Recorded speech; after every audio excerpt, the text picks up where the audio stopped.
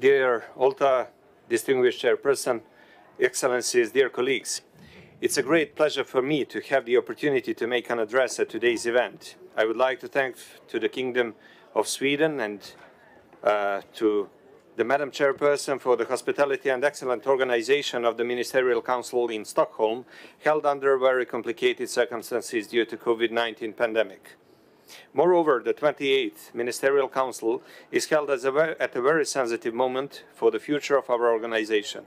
which has been facing serious and accumulated problems for years. Unfortunately, with the outbreak of new and exacerbation of existing conflicts, as well as the constant emergence of additional challenges, the situation is becoming increasingly complicated. Despite our efforts over the years, further widening of the gap, lack of political will, and the openness to engage in constructive and substantive dialogue have contributed to undermining the foundations on which this organization was built.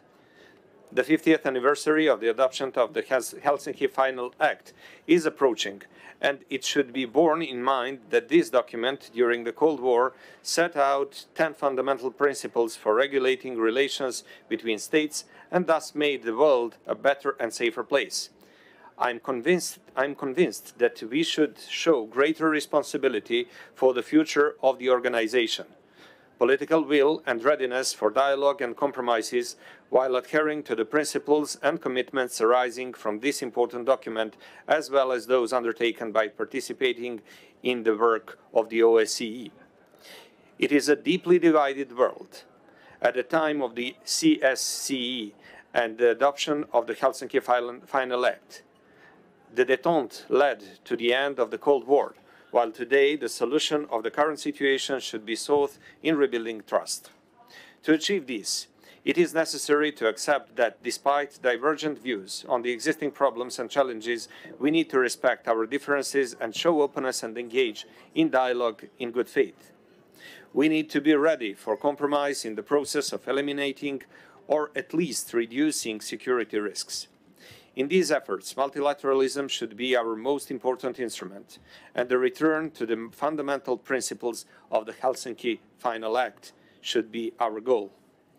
The lack of multilateralism, as well as non-adherence to our selective application of principles and obligations, will certainly lead us to new conflicts. Ladies and gentlemen,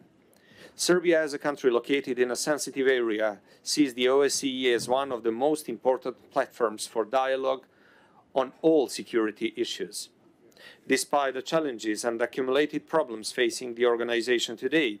its solid foundations, developed mechanisms and flexibility clearly indicate that the OSCE remains a valuable instrument of collective and comprehensive security. Serbia believes that the current initiatives and proposals regarding the future of our organization should be carefully considered and the best solutions adopted, which will contribute to strengthening the capacities and visibility of the OSCE. We could reach this goal through dialogue, with willingness for compromise and respect for the principle of consensus as a basic principle of the organization. Dear colleagues, the OSCE presence on the ground is one of the unique features and an added value to this important international organization, which can best be seen in the example of the region of Southeast Europe. Despite the fact that the region have gone a long way in the implementation of comprehensive reforms during the years of the OSCE presence, I believe that the OSCE missions still have a significant role to play both in strengthening the democratic capacity, supporting further reforms in the region, and also in strengthening cooperation in Southeastern Europe, and therefore the stability of this part of the European continent. During the 20-year-long activity of the OSCE mission to Serbia, we have strived to make the most of its expert support in the process of comprehensive reforms and the society and of our exceptional cooperation based on partner relations since its very establishment. I would like also to commend the cooperation with the OSCE mission in Kosovo and Metohija, which represents the most visible international status-neutral presence in the province, acting in accordance with the mandate based on UN Security Council Resolution 1244.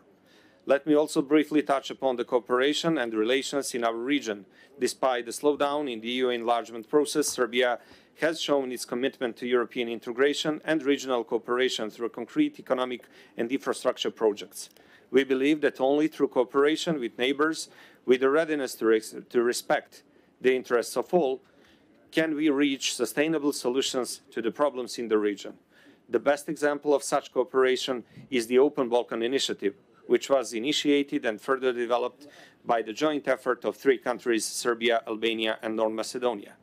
On the other hand, I would like to express my deep concern and regret over the security situation in Kosovo and Metohija this year, marked by an increasing number of ethnically motivated attacks and incidents targeting members of the Serb community, as well as institutional discrimination, attacks on the religious sites of Serbian Orthodox Church, and undermining the economic sustainability of the Serb community in province.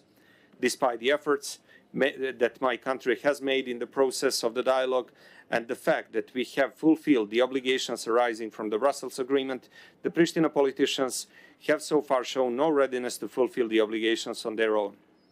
Instead, they have been making unilateral moves, insisting on their agenda of the so-called statehood while refusing for more than 8 years to implement the obligation taken under the Brussels Agreement to establish the community of Serb municipalities, which the Serb community in Kosovo and Metohija sees as a guarantee of its survival in the province. Even though this is the case, we remain fully committed to the process of dialogue between Belgrade and Pristina, which is conducted with the facilitation of EU, with the goal of protecting the Serbian cultural heritage and providing the fundamental rights and freedoms for Serbs in Kosovo and Metohija. Last but not least, let me express our support and readiness to cooperate with the upcoming Polish chairmanship and wish every success and extend support to our neighbor, North Macedonia, which will join the OSCE Troika in less than a month. Thank you for your attention.